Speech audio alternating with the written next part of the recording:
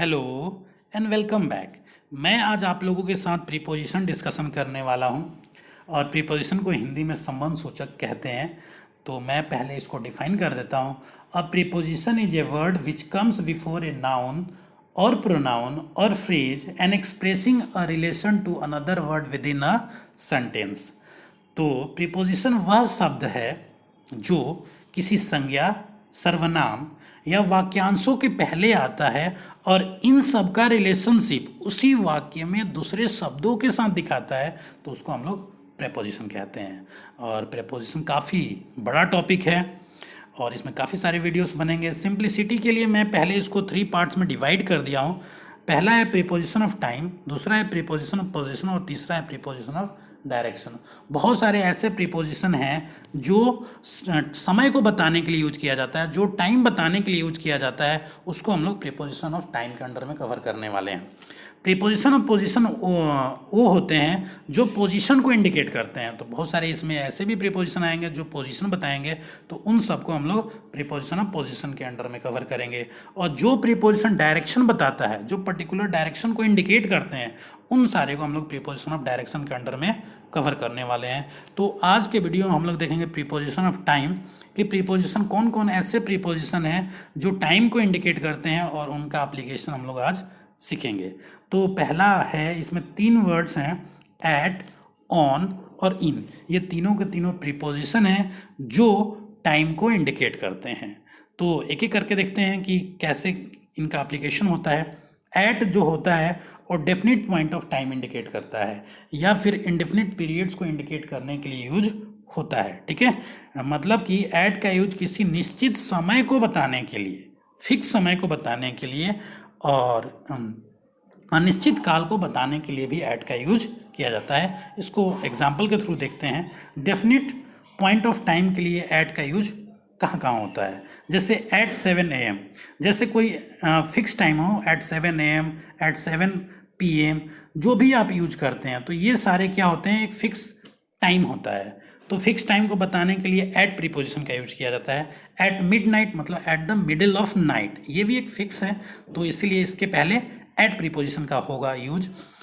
Eight the end of the class, जैसे class खत्म होता है उसके जस्ट बाद वाला समय बताने के लिए हम लोग क्या यूज करेंगे, at the end of the class. At this moment, इसी समय, जैसे कह सकते हैं आप, I want to talk with you at this moment, आप इसी समय बात करना चाहते हैं, ये फिक्स टाइम है, तो इसके लिए एट प्रीपोजिशन का यूज होता है। और ये सारे डेफिनिट पॉइंट ऑफ टाइम के एग्जाम्पल हैं। तो इंडेफिनिट पॉइंट ऑफ टाइम के लिए कैसे यूज होगा एट प्रीपोजिशन का, एट नाइट मतलब एक पूरा रात, उसमें ये नहीं पता है कि मिडिल में कि कब, स्टार्टिंग ऑफ नाइट में या फिर एंड ऑफ नाइट, ये कुछ हमें नहीं पता है, तो ये एक इंडेफिनिट टाइम बताने के लिए एट का यूज किया गया है। At night, at Diwali, at Holi, at Durga Puja, at dawn, at dusk.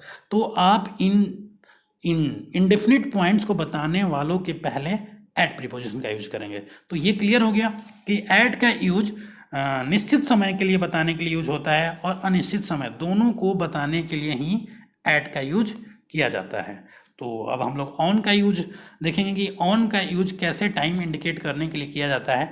On का यूज डे और डेट्स बताने के लिए किया जाता है। कोई पर्टिकुलर दिन हो, उसको बताना है आपको, तो ऑन प्रीपोजिशन का यूज होगा। ठीक है, ऑन मंडे, ऑन संडे, या फिर ऑन जितने भी दिन होते हैं, फ्राइडे, सैटरडे, जो भी आपको यूज करना है वहाँ पे ऑन का यूज होगा। और जो डेट बताना है, कोई आपको डेट इंडिकेट करना है, तो उसके लिए भी ऑन प्रीपोजिशन का यूज होगा। तो डे के लिए डे के लिए जैसे ऑन एनुअल डे, कोई डेट बताना है तो 1 में, ऑन मे आफ्टरनून, या आप ऐसे भी कह सकते हैं ऑन मे 1947।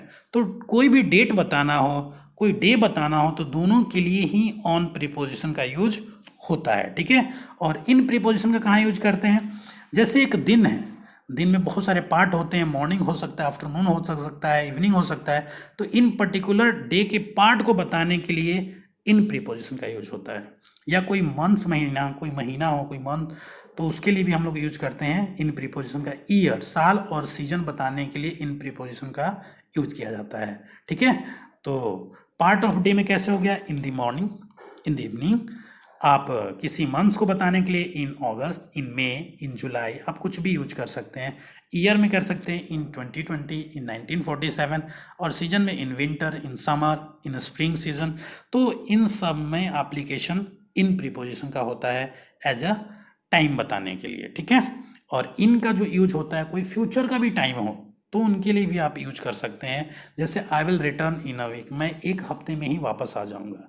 तो यहाँ पे क्या होगा, फ्यूचर में कोई एक्शन हो रहा है उसको बताने के लिए, उस टाइम को बताने के लिए इनका यूज किया जाता है। We will visit there in summer, हम समर में वहाँ विजिट करने वाले हैं, तो ये भी एक समय बताने के लिए बात किया जा रहा है। और वैसे भी यहाँ पे समर एक सीजन है तो उसके पहले इनका ही यूज होता है, तो करेक्ट यूज होगा इन प्रीपोजिशन का। अब इन और विद इन में क्या फर्क है एप्लीकेशन में वो भी देख लेते हैं हम लोग। जैसे इन का मतलब होता है कि कोई भी समय अवधि जब खत्म होता है तो खत्म होने का बोध कराने के लिए हम लोग इन प्रीपोजिशन का यूज करते हैं, ठीक है। और उस समय या अवधि को खत्म होने से पहले का इंडिकेशन करने के लिए हम लोग विद इन का यूज करते हैं। तो इन का मतलब हुआ एट द एंड ऑफ, और विद इन का मतलब हुआ बिफोर द एंड ऑफ, ठीक है। तो my son will be back in a week, मतलब एक हफ्ते के जैसे खत्म होगा, एक हफ्ता जैसे फिनिश होगा, जैसे समाप्त होगा, तो वो रिटर्न हो जाएगा, वो वापस आ जाएगा। तो my son will be back in a week, ठीक है। और I will be back within a week, यहाँ पे दोनों में ये मतलब होगा कि लड़का मेरे हफ्ता खत्म होने के बाद आएगा, मतलब जैसे वीक खत्म होगा तो ही विल रिटर्न बैक। और जो मैं होऊंगा वो क्या होगा, उस समय, उस हफ्ते या उस समय में खत्म होने से पहले ही रिटर्न हो जाऊंगा, ठीक है। तो दोनों में थोड़ा सा फर्क है। इन होता है एट द एंड बताने के लिए, और विद इन जो यूज होता है बिफोर द एंड ऑफ बताने के लिए यूज होता है, ठीक है। तो इसको आपको ध्यान रखना है। तो अब हम लोग देखेंगे एप्लीकेशन बाय का कैसे करते हैं टाइम बताने के लिए। बाय का जो यूज होता है फ्यूचर टाइम बताने के लिए होता है, बट फ्यूचर टाइम में ये भी हमें पता लगेगा कि कोई एक्शन फ्यूचर में कब खत्म होगा, ठीक है। इसको बताने के लिए बाय का यूज किया जाता है। The paper will be over by 6 PM, ठीक है। जो पेपर होगा 6 PM तक, शाम तक खत्म हो जाएगा। लेकिन ये फ्यूचर का तो इंडिकेशन है, लेकिन ये भी पता लग गया कि हमें कोई फिक्स टाइम है कि 6 PM तक ही खत्म होगा, उससे ज़्यादा एक्सटेंड नहीं होगा। तो यहाँ पे बाय का यूज किया जाएगा।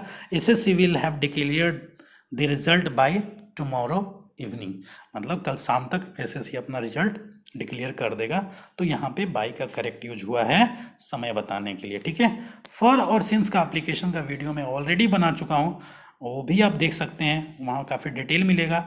फिर भी मैं यहाँ एक बार आपको डिफाइन करता हूँ। फॉर का जो यूज होता है पीरियड ऑफ टाइम बताने के लिए होता है, एक लंबा समय, एक लंबा अवधि बताने के लिए फॉर का हम लोग यूज करते हैं। और फॉर का जो मोस्टली एप्लीकेशन आप देखेंगे टेंस में, वो जो होता है परफेक्ट कंटिन्यूअस टेंस, चाहे प्रेजेंट परफेक्ट कंटिन्यूअस टेंस हो, पास्ट परफेक्ट कंटिन्यूअस टेंस हो, या फ्यूचर परफेक्ट कंटिन्यूअस टेंस हो, इनमें फॉर का एप्लीकेशन होता है। और फॉर का एप्लीकेशन अदर टेंसेस में भी होता है, परफेक्ट में भी आप कर सकते हैं, प्रेजेंट परफेक्ट, पास्ट परफेक्ट और फ्यूचर परफेक्ट में भी इनका यूज होता है समय बताने के लिए, ठीक है। तो मैं एक एग्जांपल दिखता हूँ इसका। फॉर 5 आवर्स, एक लंबा समय है, 5 घंटे का समय। 5 days, 5 weeks, 5 months, 5 year, for the last 5 years. तो ये सारे आप 5 की जगह पे कोई भी न्यूमरल ले सकते हैं, 10 ले सकते हैं, 8 ले सकते हैं, 1 ले सकते हैं। जो टाइम लंबा हो उसको बताने के लिए जनरली हम लोग फॉर का यूज करते हैं, ठीक है। सेंटेंस में देखते हैं, Ram has been eating a mango for 2 hours, 2 घंटे से राम आम खाते आ रहा है। तो ये एक लंबा समय हो गया, तो यहाँ पे फॉर का यूज होगा, ठीक है। Ram has worked in this office for 2 years, बिल्कुल राइट है, 2 ईयर से काम करते आ रहा है, तो यहाँ पे फॉर का यूज होगा, ठीक है। अब सिंस का एप्लीकेशन कैसे करते हैं। सिंस जो होता है पॉइंट ऑफ टाइम बताने के लिए होता है, मतलब कोई छोटा अवधि बताने के लिए होता है, या कोई भी एक्शन कहीं से स्टार्टिंग बताने के लिए, बिगिनिंग ऑफ बताने के लिए आप सिंस का यूज कर सकते हैं। और इसका मोस्टली यूज कहाँ होता है, परफेक्ट कंटीन्यूअस टेंस में ही होता है, present perfect continuous, past perfect continuous tense और future perfect continuous tense. Other tenses में भी आप इनके एप्लीकेशन कर सकते हैं, और जनरली ये परफेक्ट टेंस में आप इनका एप्लीकेशन कर सकते हैं, ठीक है। तो एग्जाम्पल लिखते हैं, सिंस मॉर्निंग, कोई भी एक्शन जब मॉर्निंग से स्टार्ट हो रहा है तो वहाँ लिखेंगे सिंस मॉर्निंग। कोई फिक्स टाइम है जैसे 1947, ये ईयर क्या है, फिक्स है कि 19 कहते हैं ना कि ये दुकान यहाँ पे 1947 से, तो सिंस यूज ही होता है। Since 6 AM, since Sunday, since last Monday, since childhood. मतलब एक लाइफ, हमारी जो लाइफ साइकिल होता है उसके डिफरेंट स्टेजेस होते हैं, उनको बताने के लिए भी सिंस का यूज किया जाता है, और सिंस द बिगिनिंग। तो इसको सेंटेंस में एप्लीकेशन करते हैं। Ram has been eating a mango since morning, Ram सुबह से ही आम खाते। तो ये एक्शन सुबह में स्टार्ट हुआ था और अभी भी कंटिन्यू चले जा रहा है, तो इसको बताने के लिए हम लोग क्या यूज करेंगे, सिंस प्रीपोजिशन का यूज करेंगे। ठीक है। दूसरा है, I have been teaching in this college since 2010। तो मैं इस कॉलेज में मतलब 2010 से ही पढ़ाते आ रहा हूँ। तो एक स्टार्टिंग पॉइंट हमें पता है कि 2010 से शुरू हुआ है जो एक्शन अभी भी चल रहा है, तो यहाँ पे सिंस का करेक्ट यूज हुआ है। जो फ्रॉम प्रीपोजिशन है, जो फ्रॉम प्रीपोजिशन है, फ्रॉम का यूज होता है स्टार्टिंग पॉइंट ऑफ एक्शन बताने के लिए, और इसका यूज जो होता है समय में टू और टिल के साथ यूज किया जाता है। ठीक है, शुरुआती समय बताने के लिए यूज होता है इसका। ठीक है, Mr Sinha was the CM of the state from 1990 to 2000। तो क्लियर है, फ्रॉम से टू तक मतलब स्टार्टिंग हुआ 1990 में और कहाँ तक एंड हुआ, 2000 तक एंड हुआ, तो फ्रॉम के साथ टू का यूज होगा और ये स्टार्टिंग पॉइंट इंडिकेट करता है। ठीक है, the examination will be held from 8 AM to 11 AM। तो एग्जामिनेशन स्टार्ट कब हुआ, 8 AM से होगा और 11 AM तक कंटिन्यू रहेगा। तो होप आपको ये प्रीपोजिशन ऑफ टाइम में जो जो प्रीपोजिशन यूज होते हैं वो सारे क्लियर हो गए होंगे, और नेक्स्ट वीडियो में हम लोग प्रीपोजिशन ऑफ पोजिशन कवर करेंगे। Thank you for the watching this video.